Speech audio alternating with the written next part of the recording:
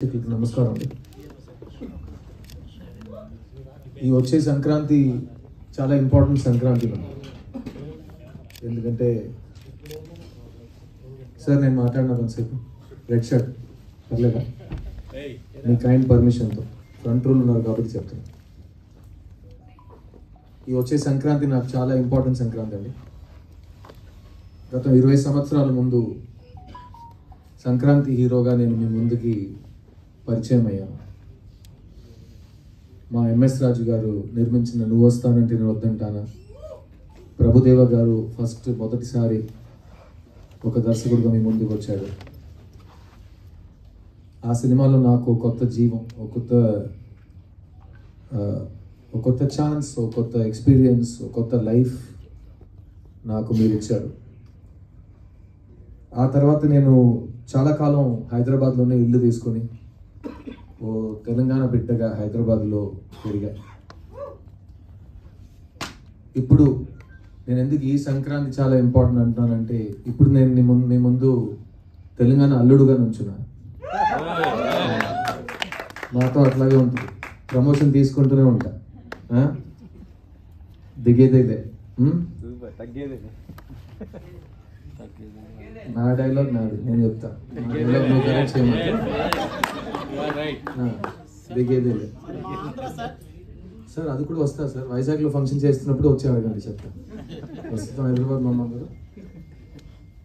Plus నేను ఆంధ్ర అల్లుడు కాదు, సో ప్రతి చోట నేను వెళ్ళి ఆ ఊరు అల్లుడు అని చెప్పలేను కదా. అదే ఆ ఊరు అబ్బాయి నేను. వైజాగ్ 176 ఉంది కదా బీచ్ హౌస్, మర్చిపోలేను. ఈ 20 years నాకు చాలా ఇచ్చిందండి లైఫ్.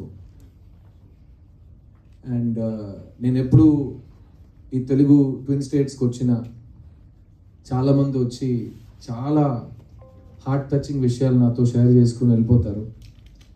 అలా ఒక గాలిలా వచ్చి నాతో మాట్లాడి వెళ్ళిపోతారు. ఆ గాలికి చాలా మీనింగ్స్ ఉంటాయి. అందులో కొన్ని విషయాలు నేను మీతో షేర్ చేద్దాం అనుకున్నా. ఫస్ట్, ఎందుకు సిద్ధు తెలుగు సినిమాలు చేయట్లేదు అని అడుగుతారు. దానికి కూడా నా ఆన్సర్ ఇప్పుడు చాలా రెడీమేడ్ ఆన్సర్ ఉంది. నేను ఒంటరిగా ఏం చేయగలనండి. తెలుగు సినిమా తీస్తున్న వాళ్ళ దగ్గర అడగండి, ఎందుకు వాళ్ళకి నచ్చిన వాళ్ళు బెస్ట్ యాక్టర్ అని చెప్పిన ఒక యాక్టర్కి వాళ్ళు సరైన స్క్రిప్ట్స్ ఇవ్వట్లేదని వాళ్ళని అడగండి అని చెప్పి ఆ టాపిక్ అక్కడే క్లోజ్ చేసేసాను. సెకండ్ క్వశ్చన్ ఇంకా ఎక్కువ మంది అడిగారు, ఎందుకండి లవ్ స్టోరీస్ తీయట్లేదని.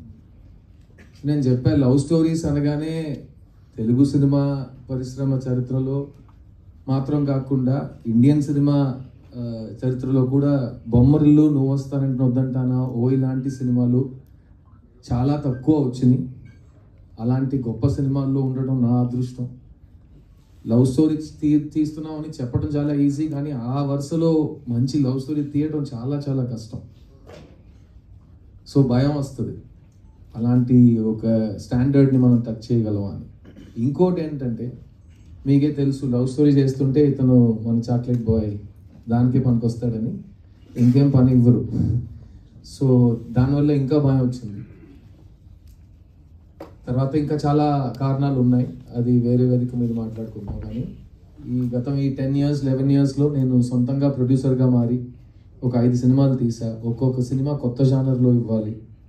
నేను నువ్వు వస్తానంటే కాదు, బాయ్స్ సినిమాలో హైదరాబాద్ మొదటిసారి వచ్చేటప్పుడు ఇచ్చే ఇంటర్వ్యూస్లో కూడా అన్నా, నా డ్రీమ్ స్టార్ అవ్వటం కాదండి, నా డ్రీమ్ చనిపోయే ముందు ఎవరో వచ్చి మంచి యాక్టర్ చనిపోయాడని చెప్తే చాలు, నేను ఒక యాక్టర్ని, ఎప్పుడు యాక్టర్గానే ఉంటాను. అది వాళ్ళు అప్పుడు చెప్పారు, నీకు పొగరు, ఇది నీకు అర్థం కాలేదు, ఇది. నేను చెప్పాను, నాకేం కావాలి, నాకే కదా తెలియాలి, నీకెలా తెలుసు అని నేను చాలామందిని అడిగాను. ఇప్పుడు కూడా అదే అంటున్నా. నా ఉద్యోగం ఏంటంటే, నాకు డబ్బులు ఇస్తారు, సిద్ధుగా కాకుండా ఇంకో మనిషిగా ఒక 2 hours 3 hours మీ ముందుకు రావటమే నా ఉద్యోగం. సో నేను అదే వెతుకుతూ ఉంటాను. ఒక్కొక్క సినిమాకి కొత్తగా ఒక మనిషిగా అతను ఒంట్లో ప్రవర్తించి మనం ఒక కొత్త క్యారెక్టర్ని క్రియేట్ చేయలేమా అని ఒక ఛాలెంజ్ని ప్రతి సినిమా నేను ఈ 20 yearsలో ఒక ఛాలెంజ్గా నాకు తీసుకున్నాను. ఆ వరుసగా వస్తున్నప్పుడు మీ ముందు ఈ ప్రీవియస్ 5 films కూడా నా సినిమాలు అన్ని డబ్ అయి వస్తున్నాయి ఇక్కడ తెలుగులో. అప్పుడు కూడా street love story, pure love story ఎందుకు చేయట్లేదంటే, నేను 10 years నుంచి మీ దగ్గర లవ్